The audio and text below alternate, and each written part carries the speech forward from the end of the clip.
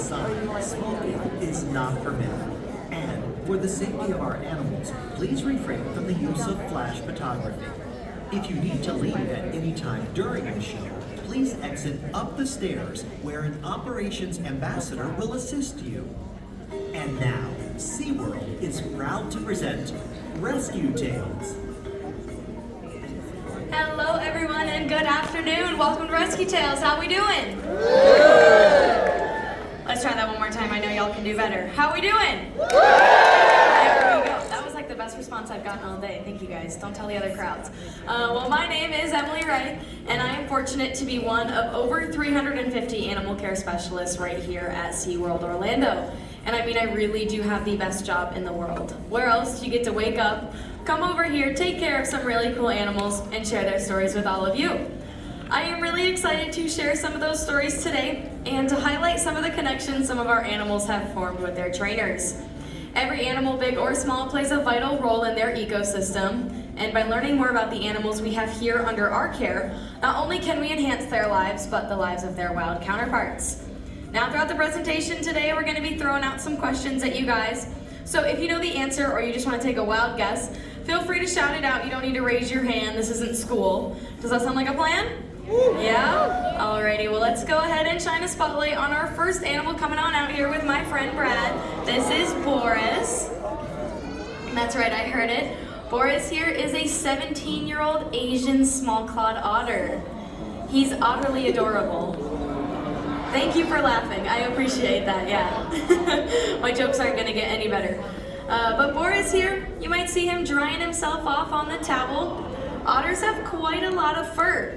Now they do love to swim and hang out in the water, but when they're on dry land, they like to be dry. So Boris here is gonna dry himself off, but he's also doing something else.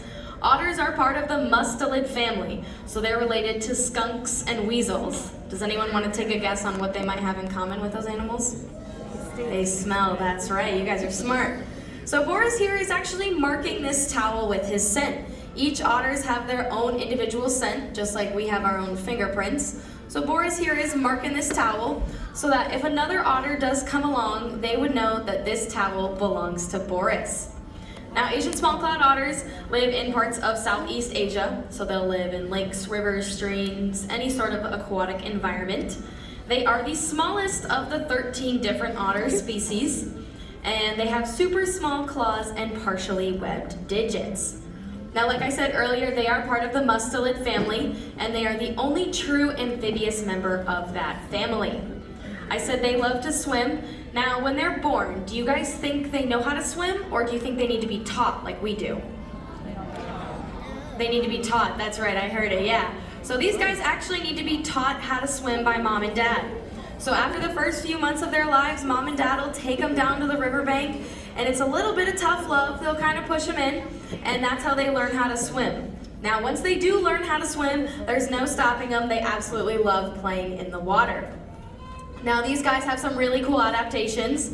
Otters can actually close their nose and their ears when they go underwater to prevent water from getting inside. It's something that I wish I could do.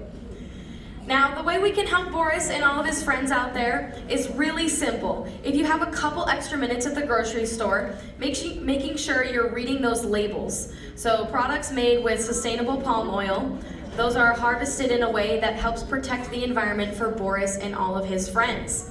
So that way we can help him and all of his friends out there in the wild, and I think he did a fantastic job up here, so let's go ahead and give him a big round of applause.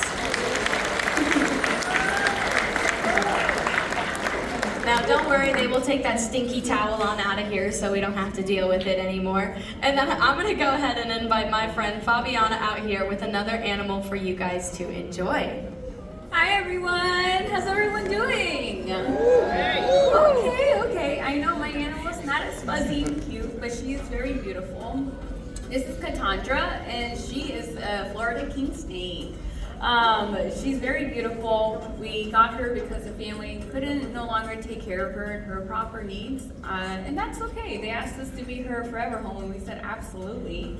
Now, when they're born, they're only about 8 to 13 inches, and then full grown, they're about 3 to 4 feet long. Given that her name is king snake, she's 1 out of 45 subspecies of king snakes. What do you guys think snakes eat?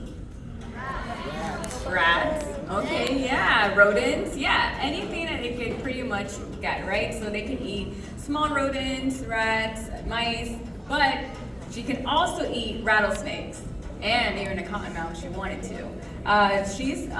The king snakes are immune to their venom, so she can hunt them down. That's why they're pretty important when it comes to the ecosystem. They kind of balance things out. Now, you guys see that beautiful coloration on her? Yeah, she's got some yellow, black, browns. All of that is to help her blend in her natural habitat. You guys can find her anywhere pretty much in the southeastern of the United States, primarily here in Florida, in wet grasslands, Everglades, even in urban areas as well. Now, because of their docile behavior, they're pretty popular when it comes to the animal pet industry, and because they don't grow that big. But they can live up to 15 to 20 years. So that's a very long time for these guys. So always make sure you do your research before committing to an exotic animal just like her, as they need the absolute best and proper care, and especially when it comes to their environment and their diets. Did you guys love Cassandra? No. Yes. Thank you so much. Now, I'm also going to be inviting another native animal that you guys see here in Florida. I'm just kind of confused where they're going to come from, but it's okay. I'm going to welcome my next animal. There he is. We got it. All right. Hi, everybody. When you think of wildlife in the state of Florida, what animal comes to mind? An alligator. We made that question easy for you, obviously. I have my buddy Bayou here. He is an American alligator, and hard to believe this guy actually is only about a year and a half old. But they can grow, give me a minute here, I'm sorry. There we go, we're getting this fixed. They can grow to nearly 13 feet and be almost 600 pounds. Well, I'm definitely gonna need a little help if that happens, aren't I? Yeah, for sure. Now, this guy here is an American alligator, and we see them around Florida. We also see them in Louisiana and Texas. They primarily live in freshwater areas, marshes, and swamps, and they're quite frequent out there. I have some Florida residents in here, don't I? Yeah, all right, cool. Spring break right now, yeah? Yeah, all right, yeah, cool. Well, yeah, so you'll see these guys. You'll probably also see them in your neighborhood as well. Kind of basically walking the dog, you might see an alligator in retention ponds and stuff like that. It's really important to enjoy them, but give them their distance. We'll get a little more to that in a minute, but let's talk a little bit about him, because he's pretty cool. Inside their mouth, they have lots of teeth. Anybody want to guess how many teeth they have? I heard a 75. You were the closest, just a little bit more. 82. Ooh, who said 80 out there? Good job. I heard an 80, right over here, actually. I heard an 80. 80 teeth inside their mouth. They actually do lose their teeth, and they could go through 2,000 to 3,000 teeth in their entire life. They just fall out and grow right back, so it's quite impressive. Now, their teeth just keep getting bigger as well when they grow. Now, on his body, you'll notice that he's got these little squares. I think you probably got a pretty good view of them here. All over him. These are bony plates with a fancy word called osteoderm. All right, and they basically protect him. It's like a little armor wrapped around his whole body, which helps him out there. He's very involved in his environment, so having that armor all over him is really, really important. Now, their tail down here, that is pretty impressive, actually, their tail. And they use that tail to do lots of things, but one of the neatest things they do is they'll dig holes in the ground by using their tail. And they do this because they need water, even in times of drought. They will dig a hole in the ground, and that hole will eventually fill with water, give them some place to find shelter. When they move on, these holes help other animals because they can find shelter there as well, and even birds will lay eggs inside these alligator holes. So, really cool little aspect. They all work together. Now, female alligators do protect their young for up to about 3 years, And the temperature of the soil where they lay their egg will determine the gender of the baby. So if it's cooler soil, it will be a girl. If it's warmer soil, it will be a boy. All right. It's because girls are cooler, right? Yeah. My wife told me to tell that joke, so I just do as I'm told, you know. But it is kind of a neat little way that the gender is determined with alligators. Now, the American alligator was on the endangered species list for many years, but because of a lot of people that cared about this species, they were removed off that list once the species started coming back.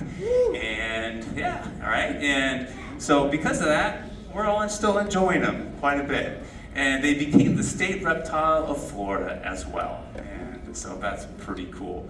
Now, like we were talking earlier, got a lot of people enjoying alligators. We just want to give them their distance and not feed them. Feed any type of wild animal. They could become comfortable with people and get food from them and become dependent upon that. So it's important that we just kind of let them do their thing. All right. If we do all these things, we'll keep them off that endangered species list for many more years to come. Did you guys enjoy Bayou here? Yeah? Yes. All right.